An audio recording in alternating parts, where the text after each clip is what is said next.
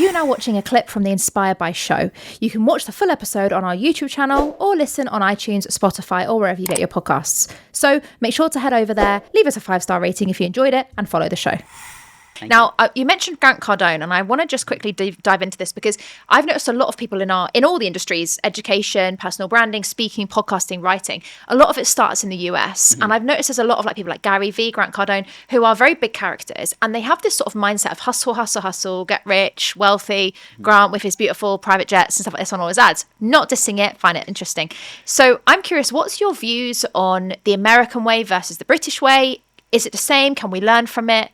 Tell me more. I think we've probably got a long way to go in the UK. Not in a disrespectful way, but I don't know what it is. I mean, I went to university in America.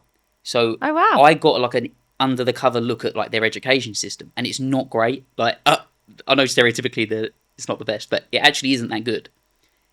So when I look at how much they're doing in terms of business and stuff, that's got to come from somewhere. Like their drive is a lot more. I think we're kind of in the comfort zone in the UK, so to speak. So for them to make money, they've got to really work hard. And I know the American dream and all that, but great opportunities, but they're doing a lot. Now, when I compare it, like even myself to peers over there, you're like, you guys are actually naturally working harder than us. And it's kind of a bit of an interesting one. I don't know what the reason is, because no disrespect to people in the UK, of course, I'm here.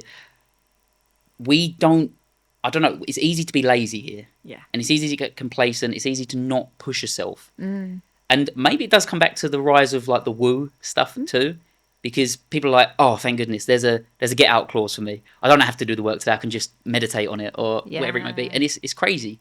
But over there, I think maybe they've got less of that. Who knows? But I really find a lot of inspiration from them. And yeah, all of my mentors now that I look to online are all American. The ones in person, not obviously in the UK, and there are still amazing people here, I will say. Yeah.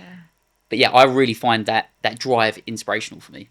Yeah, love that. You're right though, and I think a lot of, if I can just be as blunt as I can, because we're both British, I think there's still a lot of the British stigma around, oh, I can't ask for that, I need to be polite, I have to wait in a queue 20 minutes instead of just asking for what I want. Whereas I find a lot of Americans, I traveled America for quite a bit of time, a lot of Americans are very out there and just ask for what they want. And I believe, I'm a massive believer in, if you don't ask, you don't get. That is literally on every site I run, on all of my businesses, and the amount of my business partners that go, the people come up to us and go, you told me if you don't ask, you don't get. And my team are going, Chloe, you need to stop saying that. But I massively believe in it. And I think that's where I think we can learn as a British culture, as clients, as consumers, to actually start being a little bit more boisterous and a bit more determined and go, actually, I really want this.